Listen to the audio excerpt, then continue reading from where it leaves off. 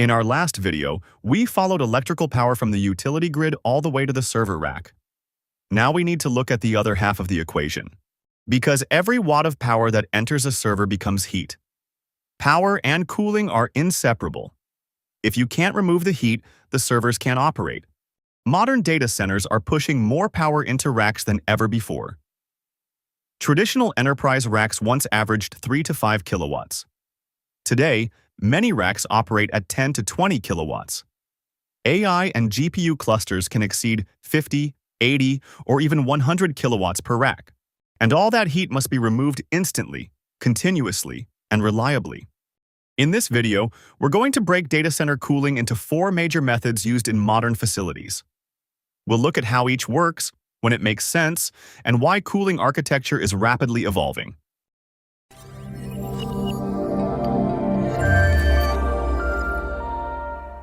The core challenge: rising heat density.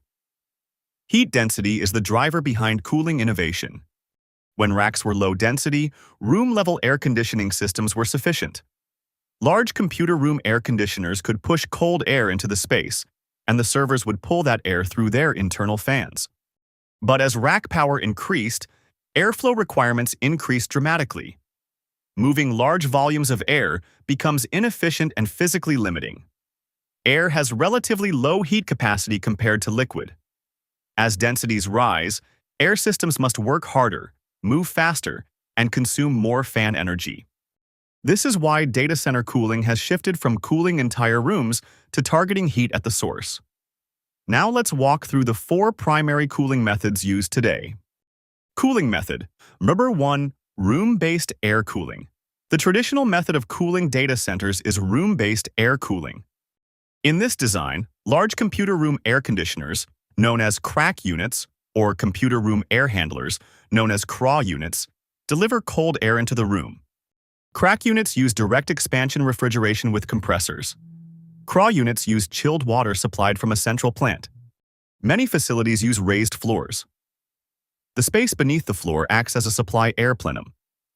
Cold air is pressurized under the floor and delivered through perforated tiles positioned in front of server racks. Server racks are arranged in rows forming cold aisles and hot aisles. Cold air enters the front of the rack, passes through the servers, absorbs heat, and exits the back into the hot aisle. The warm air rises and returns to the cooling unit. Containment strategies improve this design. Cold aisle containment encloses the cold aisle to prevent mixing. Hot aisle containment captures hot exhaust air and routes it directly back to the cooling system. Room-based air cooling works well for lower to moderate rack densities.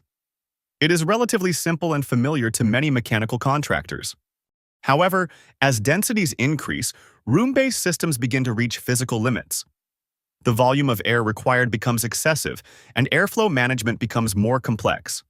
This leads to the next step in cooling evolution. Cooling method number 2. Close-coupled air. Cooling. Close-coupled cooling brings the cooling source closer to the heat source. Instead of relying entirely on perimeter units serving the entire room, cooling equipment is positioned directly in the row or near the rack. In-row cooling units sit between server racks. They pull hot air from the hot aisle, cool it internally, and discharge cold air directly into the cold aisle. Because the cooling unit is closer to the servers, airflow paths are shorter and mixing is reduced. Rear door heat exchangers are another close-coupled solution. These mount directly on the back of a rack. As hot air exits the rack, it passes through a liquid-cooled coil in the rear door, removing heat before the air re-enters the room. Close-coupled systems improve efficiency and support higher rack densities than traditional room-based designs. They also allow different rows to be cooled independently, which is useful when load profiles vary. However, these systems still rely on moving air through servers. At very high densities, even close-coupled air begins to struggle. This brings us to liquid-based solutions. Cooling method. Number 3. Direct-to-chip liquid. Cooling. Direct-to-chip liquid cooling removes heat directly from the hottest components inside the server, typically CPUs and GPUs. Instead of relying on air to absorb heat from heat sinks, cold plates are mounted directly on the processors. Coolant circulates through these cold plates, absorbing heat and carrying it away through a closed loop. The heated liquid is routed to a cooling distribution unit, or CDU. The CDU contains heat exchangers and pumps. It separates the facility water loop from the server coolant loop, ensuring that water quality and pressures are controlled.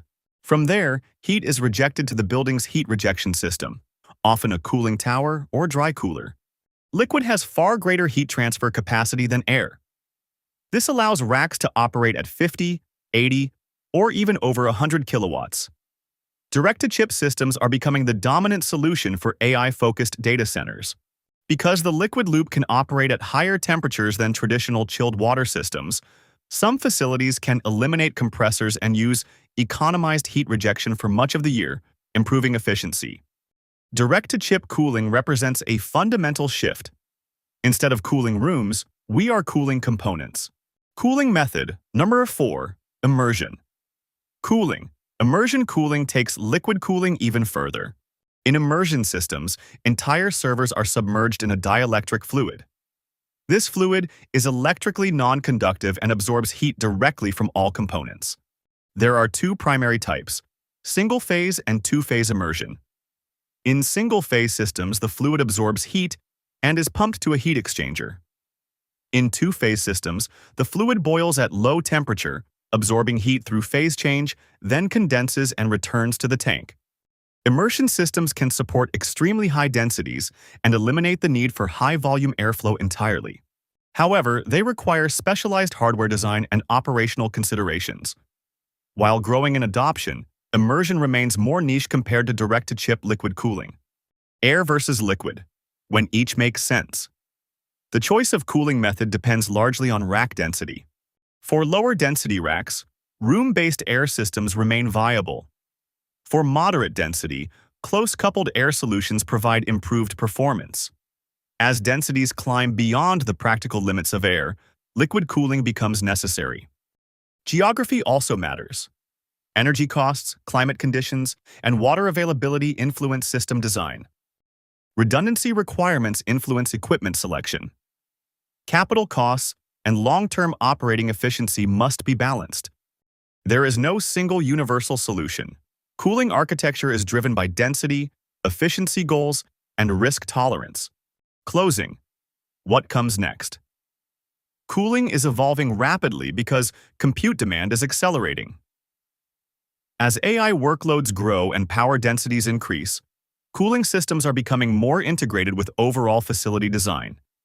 In our next video, we'll look at redundancy in data center cooling systems. We'll break down what N+1 and 2N mean, and how redundancy strategies impact both power and cooling infrastructure.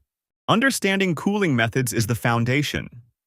Understanding redundancy is what makes these systems reliable. If you want to see deeper mechanical breakdowns of crack units, cross systems, and chilled water infrastructure, we also have a full HVAC-focused video linked in the description. Power brings energy in. Cooling removes it. Together, they make modern data centers possible. If you found this video helpful, be sure to check out our HVAC and plumbing estimating spreadsheets to streamline your construction bidding process. Check out our HVAC, electrical, and plumbing construction forms to help you run your business, and explore our online courses for in-depth training.